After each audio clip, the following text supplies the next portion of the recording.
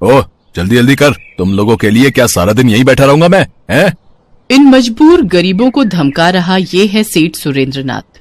और ये कहानी है एक बहुत ही पिछड़े गांव कुशीपुरा की। इस गांव में रहने वाले ज्यादातर लोग खेती किसानी करके ही अपना पेट पालते थे, लेकिन खेती में कई बार फसल अच्छी होती है तो कभी नुकसान भी उठाना पड़ता है। और इसी बात का फायदा उठाता था इस गांव का ही जमींदार सुरेंद्रनाथ, जो बहुत ही घमंडी और चालाक आदमी था।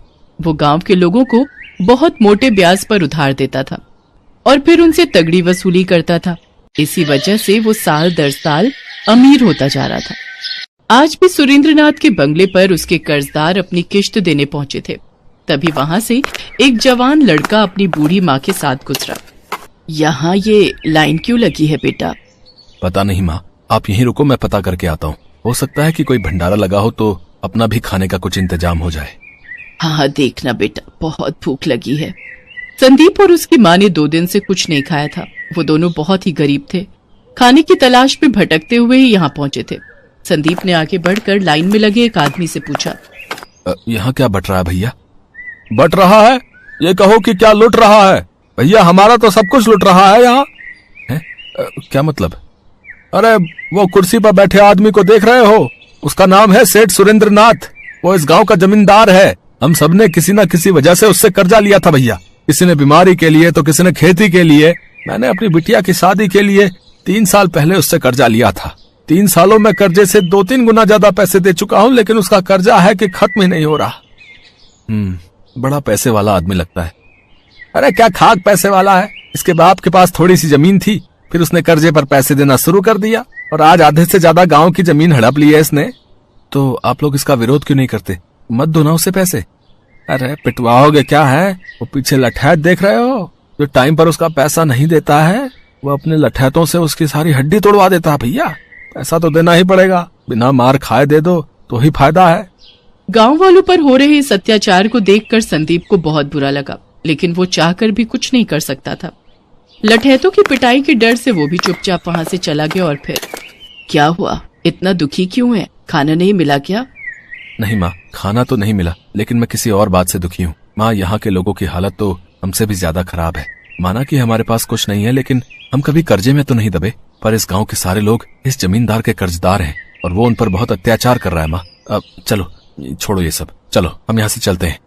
कैसी बातें कर रहा है तू? तेरे बाबा ने तुझे यही सिखाया था क्या कि किसी को मुश्किल में छोड़कर भाग जाए तू? ओहो माँ, अब बाबा की याद दिलाकर मुझे और दुखी मत करो। अरे तू इतना समझदार है, कुछ करना इन बेचारों के लिए।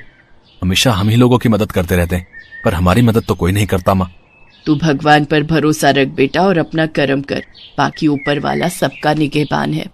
जब संदीप और बूढ़ी माँ आपस में बातें कर रहे थे तभी वहाँ एक औरत उनके पास आई। आप लोग कौन हो? पहले तो आप लोगों को इस गांव में नहीं देखा। जी, हम बहुत गरीब हैं और यहाँ खाने की तलाश में आए हैं। अच्छा ऐसी बात है, तो आओ चलो मेरे साथ। मेरा नाम कमला है और मेरे पास आप लोगों के लिए खाना है। संदीप अपनी माँ के साथ कमला के घर चला गया, जहाँ कमला ने उन दोनों को भरपेट खाना खिलाया। और फिर, तुम्हारा भला हो बेटी, तुमने गरीबों को अन्न दिया। कोई बात नहीं अम्मा, खाना तो अच्छा लगा ना आपको? हाँ जी, बहुत ही बढ़िया। और खास तौर पर ये जो आपने कटहल का अचार दिया था ना, आहा, क्या बढ़िया अचार है ये, खाकर मजा ही आ गया। संदीप की बात सुनकर कमला की आंखों में आंसू आ गए। दरअसल उसके पति को भी कटहल का अचार बहुत पसंद था, लेकिन सेठ सुरेंद्रनाथ का कर्जा चुकाने के लिए वो दिन रात मेहनत करता था और एक दिन खेत में काम करते करते ही वो मर गया। कमला उसका कर्जा नहीं चुका पाई तो उसे मजबूरी में अपना खेत सुरेंद्रनाथ के नाम करना पड़ा। कमला की कहानी सुनकर संदीप को बहुत गुस्सा आया और उसने ठान लिया कि अब वो सुरेंद्रनाथ को सबक सिखाकर ही रहेगा। उस रात संदीप और उसकी माँ कमला के घर पर ही सोए, लेकिन संदीप की आंखों में नींद नहीं थी। वो गहरी सोच में डूबा हुआ था। और फिर, ठीक है बेटा सुरेंद्रनाथ, तूने भोले भाले गांव वालों को ठगाया ना, तो अब देख मैं तेरे साथ क्या करता हूँ, देख तू। ठीक आधी रात को संदीप उठा और सुरेंद्रनाथ के बंगले की तरफ चल दिया। संदीप ने अपना मुंह ढका हुआ था। वो छिपते छिपाते बंगले के अंदर पहुंच गया। उसने देखा कि वहां पर एक बक्सा रखा हुआ था, जिसके पास ही एक मोटा तगड़ा लठैत सो रहा था। लगता है कि इस बक्से में वही पैसा है जो आज गांव वालों से लिया गया है। कुछ सोच संदीप, कुछ सोच। कुछ देर सोचकर संदीप ने बंगले के बाहर खड़ी गाड़ी पर एक पत्थर दे मारा पत्थर की आवाज सुनकर लठैत की नींद टूट गई और वो फौरन गाड़ी की तरफ भागा। तभी मौका पाकर संदीप को बक्सा लेकर वहां से चंपत हो गया। संदीप ने जैसा सोचा था वाकई उस बक्से में बहुत सारे पैसे थे, जिन्हें बाहर निकालकर संदीप ने खाली बक्सा तालाब में फेंक दिया। इसके बाद अगले दिन वो शहर चला गया, जहां से उसने शानदार कपड़े, 2 सोने के सिक्के और एक घोड़ा खरीदा, साथ ही एक मिट्टी का बर्तन भी, जिसे उसने कमला के बनाए कटहल के अचार से पूरी तरह भर दिया। मटके का मुंह उसने लाल रंग के मखमली कपड़े से बांध दिया। संदीप के मन में पूरी योजना तैयार थी। वो शहर के खरीदे हुए कपड़ों को पहनकर अपने घोड़े पर सवार होकर वापस तालाब के किनारे पहुंचा, जहां सुरेंद्रनाथ अपने 2 लठैतों के साथ अपना बक्सा ढूंढ रहा था। तभी संदीप ने सुरेंद्रनाथ को आवाज लगाई, जरा इधर आओ। अबे ये कौन है बे? देखने में तो कोई नौटंकी वाला लगता है। सुनता नहीं है क्या? जादूगर विश्व प्रताप को प्रणाम कर। अच्छा, तो आप जादूगर हैं?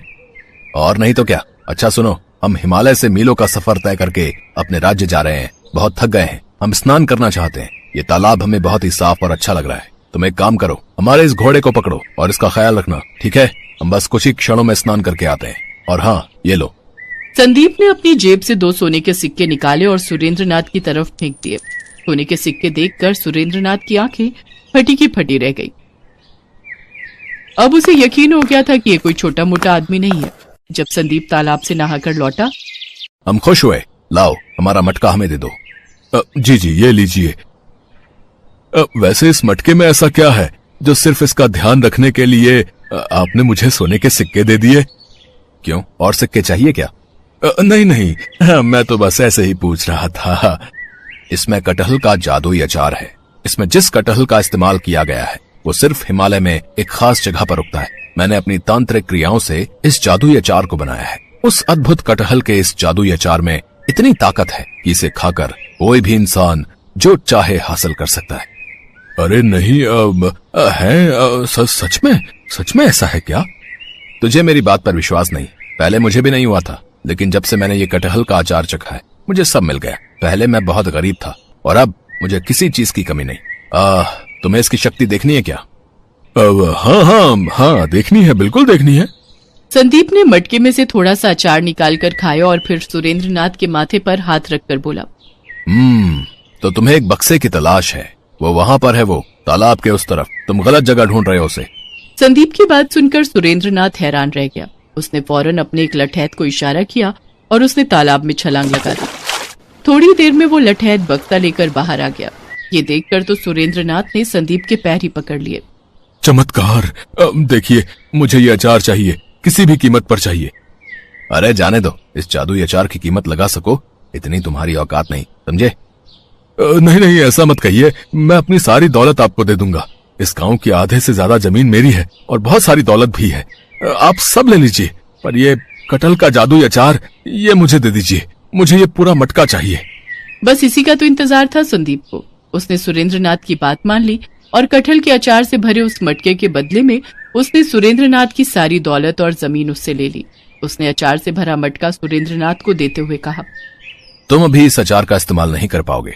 शिवरात्रि वाले दिन भगवान शिव की पूजा करके इस मटके को अपने सिर से लगाना और फिर तुम जो चाहोगे वो तुम मांग सकते हो। जी, आपका बहुत बहुत शुक्रिया। संदीप अपनी चाल चल चुका था और उसमें कामयाब भी हो चुका था, लेकिन इस सब के बाद भी उसके मन में लालच नहीं आया। उसने गांव वालों को उनकी जमीनों के कागज लौटा दिए और कुछ पैसा कमला को देकर अपनी माँ को अपने घोड़े पर बिठाकर वहां से जाने लगा। अरे, तेरे पास ये घोड़ा कहाँ से आया और तूने कमला को इतने सारे पैसे कहाँ से दिए? संदीप की माँ सवाल पूछ रही थी, लेकिन संदीप बस मुस्कुराते हुए घोड़ा दौड़ा रहा था। उधर गांव वाले फिर से आबाद हो गए थे और सुरेंद्रनाथ कटहल के अचार से भरा मटका लिए बस शिवरात्रि का इंतजार कर रहा था, इस बात से अनजान कि उसे सिर्फ अचार के बढ़िया स्वाद के अलावा और कुछ नहीं मिलने वाला था।